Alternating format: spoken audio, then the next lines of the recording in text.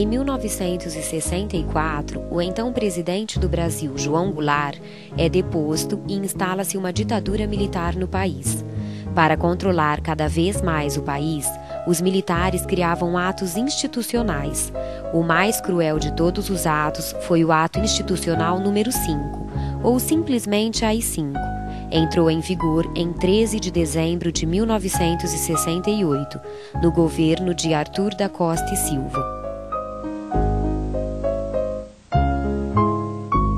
Quando estourou esse golpe, ele não foi culpa das Forças Armadas nossas. Elas até certo ponto, faz aspas aí, foram também usadas. Quem queria mais esse golpe era o poder econômico, principalmente o americano, que nunca admitia a simples ameaça desse país virar socialista. Foi mais pesado o ato número 5 do que o golpe militar. O AI-5, se você leu o AI-5, em momento algum, ali você vai encontrar que está autorizada a violência, a tortura. Isso veio como consequência. Sertanesinos são testemunhas da forte repressão sofrida pelo povo naquela época. Naquela época, a minha atividade artística era mais no campo da literatura e também no teatro, mas por um grupo de Barretos, né?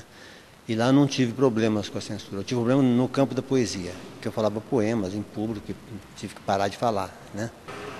Informaram ao Sr. Américo Rosário de Souza, residente da rua Dr. Antônio Furlan Júnior, 1085, Sertãozinho, Estado de São Paulo, autor da peça supracitada, que a mesma teve negado a sua liberação, uma vez contrariar o artigo 41 do regulamento aprovado pelo decreto 2493.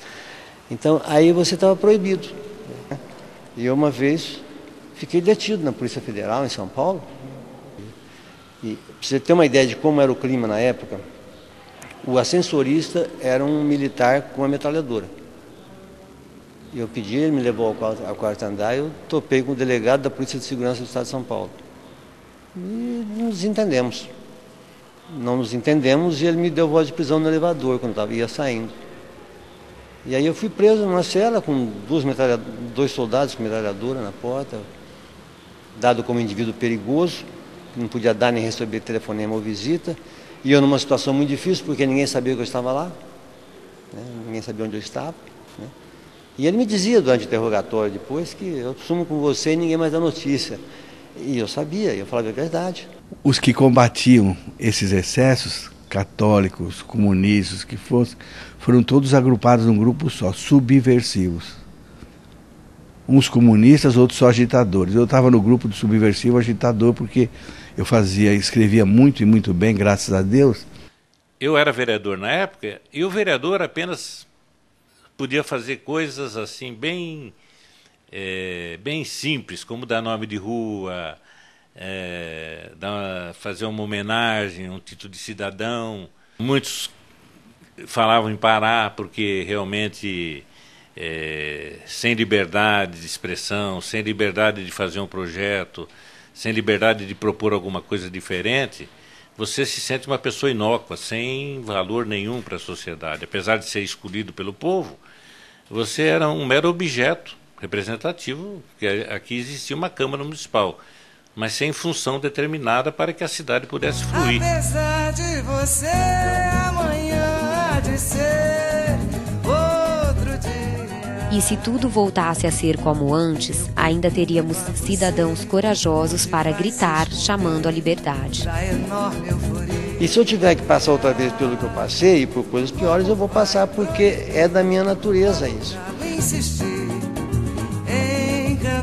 Eu talvez hoje agisse com mais, não violência, mas com mais contundência contra o abuso de cerceamento da liberdade do ser humano. Eu acho que todos nós temos que ter nossa liberdade, claro que com responsabilidade.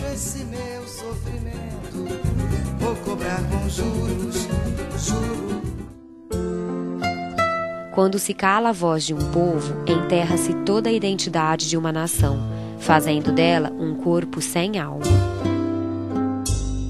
Porque ele tirava a essência do homem. O homem, depois da vida, a essência do homem é liberdade. Um país sem liberdade é aquele no qual o cidadão não tem direito de estudar, de ter cultura, de ter educação, ter direito à saúde, ter direito a progredir intelectualmente e espiritualmente também. Onde não houver isso, não existe liberdade, não existe, é um país que pior que bárbaro. Você só podia falar, ouvir e pensar o que eles quisessem.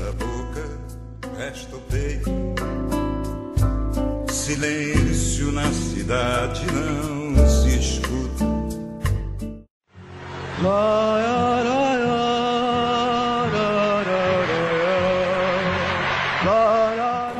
Quando você derruba a Constituição deixa de ser a lei maior do país, e você sai do domínio das leis, você abre a porta do inferno. Então a gente sentiu na carne essas coisas todas, era humilhante.